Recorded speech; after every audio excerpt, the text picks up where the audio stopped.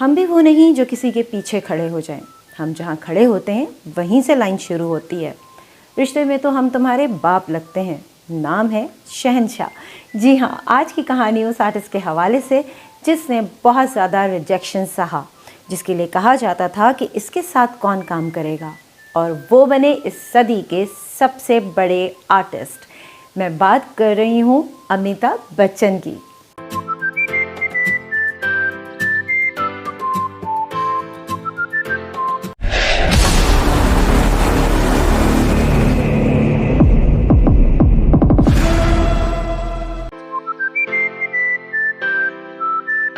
हम भी वो नहीं जो किसी के पीछे खड़े हो जाएं।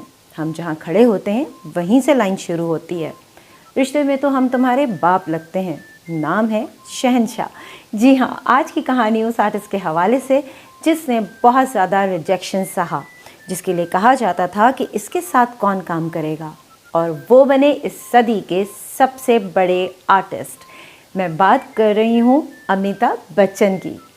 अस्सलाम वालेकुम and welcome back to my channel Painless TV. मैं हूं शगुफ्ता यास्मीन। जी हाँ, आज स्पॉटलाइट में है अमिताभ बच्चन, और अमिताभ बच्चन के हवाले से मैं आपको बताऊंगी कि जी किस तरह से उन्होंने स्ट्रगल की और ये एक मकाम हासिल किया। देखने से लगता है कि शायद झटपट किया, ऐसा कुछ भी नहीं है। इसके पीछे एक पूरी मेहनत है। तो चलिए देर किस बात की, शुरू करते हैं अमिताभ बच्चन की कहानी। अमिताभ बच्चन 11 अक्टूबर 1942 में इलाहाबाद में पैदा हुए। उनके वालिद का नाम हरिवंश राय बच्चन था। अमिताभ का नाम पहले इनकलाब रखा गया, फिर उसके बाद इनका नाम अमित आभा यानी कभी न मिटने वाला उजाला यानी अमिताभ रखा गया। अमिताभ ने अपनी एक्टिंग करियर की शुरुआत उस वक्त की जब एक अपकमिंग आर्टिस्ट दीनू आनंद ने अमिताभ की तस्वीर के अब्बास तक पहुंचाई, क्योंकि खुद दीनू आनंद उस फिल्म में काम नहीं करना चाहते थे और उनका इरादा था डायरेक्टर बनने का। बहरहाल दीनू आनंद को मौका मिल गया और वो असिस्टेंट डायरेक्टर बन गए, और लग गया मौका अमिताभ का। यहाँ पर आपको ये भी बताती हूँ कि एक नहीं 2 बार अमिताभ की आवाज़ को ऑल इंडिया रेडियो ने रिजेक्ट कर दिया था। हैरानी हुई ना? मुझे भी बहुत हैरानी हुई थी, लेकिन उससे भी ज़्यादा हैरानी की बात ये थी कि फिल्म इंडस्ट्री की पहली जॉब जो अमिताभ को मिली वो थी वॉइस ओवर आर्टिस्ट की। और इससे भी ज़्यादा आपको हैरानी होगी ये सुनकर कि उस वक्त उनकी पहली कमाई थी सिर्फ 300 रुपये, जिसको आप देखते हैं कि इतना आलीशान उसका करियर है, इतनी आलीशान ज़िंदगी गुजार रहे हैं। तो ज़रा सा पीछे की तरफ चलते हैं और आपको बताते हैं कि अमिताभ बच्चन की मुफलिसी का क्या आलम था। अमिताभ बच्चन की मुफलिसी का ये आलम था कि कलकत्ते में नौकरी छूटी तो बॉम्बे की तरफ चल पड़े, और कुछ रातें अमिताभ को मरीन ड्राइव के फुटपाथ पर ही गुजारनी पड़ी। उस वक्त हुआ कुछ यूँ कि अमिताभ बतौर एक्स्ट्रा फिल्म में काम करने के लिए भीड़ में खड़े हुए थे। इससे पहले कि अमिताभ बतौर एक्स्ट्रा काम करते, शशि कपूर की नज़र अमिताभ पर पड़ गई। उन्होंने अमिताभ को डांटा और कहा, तुम बड़े अदाकार बनने के लिए बने हो, छोटे किरदार अदा करके इस तरह क्राउड में खड़े होकर तुम करियर नहीं बना पाओगे। ये कहकर अमिताभ को फिल्म से बाहर कर दिया। अमिताभ बच्चन की जब भी बात आती है तो उनके गॉडफादर ऋषिकेश मुखर्जी की बात ज़रूर आती है। उन्होंने अमिताभ को आनंद और गुड्डी में साइन किया था। फिल्म गुड्डी से अमिताभ को बाहर कर दिया गया था।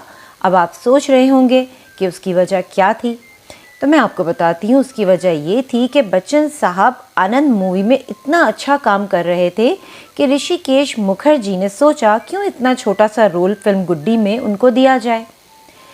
एंग्री यंग मैन का इमेज जब सामने आया तो कहा गया कि ये इमेज फिल्म जंजीर से आया, लेकिन गौर करें तो ऋषिकेश मुखर्जी की फिल्म थी नमक हराम।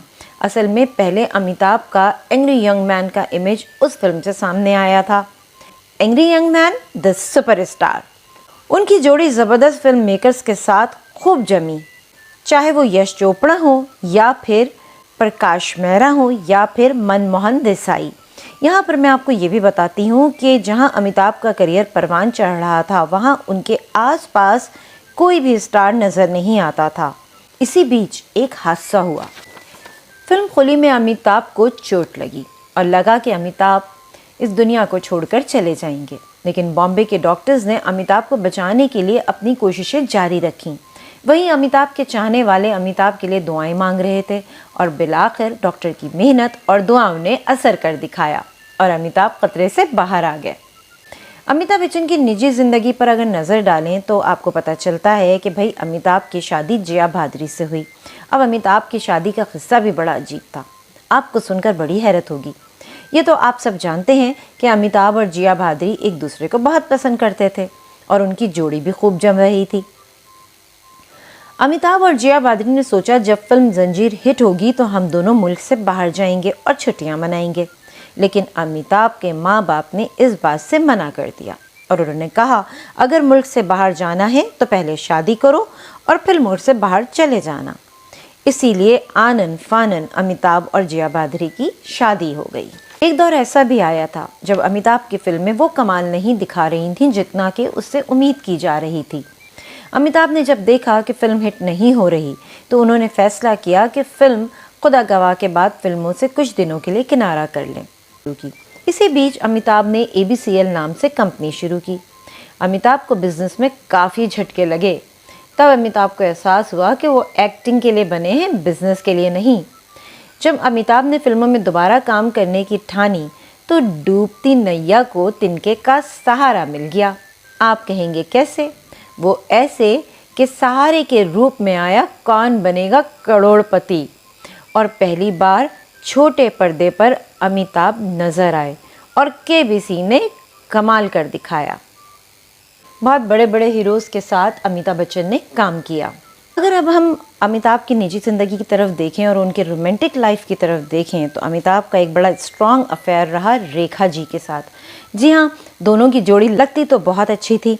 फिल्म सिलसिला के बाद अमिताभ और रेखा ने कभी दोबारा साथ काम नहीं किया।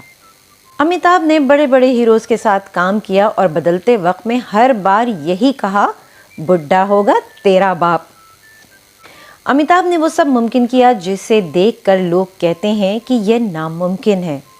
अमिताभ का नाम भारतीय सिनेमा में हमेशा फ़ख्र से लिया जाएगा।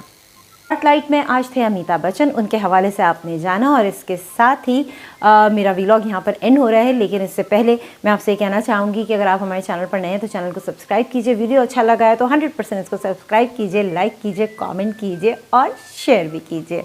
शिकस्त यास्मीन को दीजिए इजाज़त। Thank you for watching my video and keep supporting me. खुदा हाफ़िज़।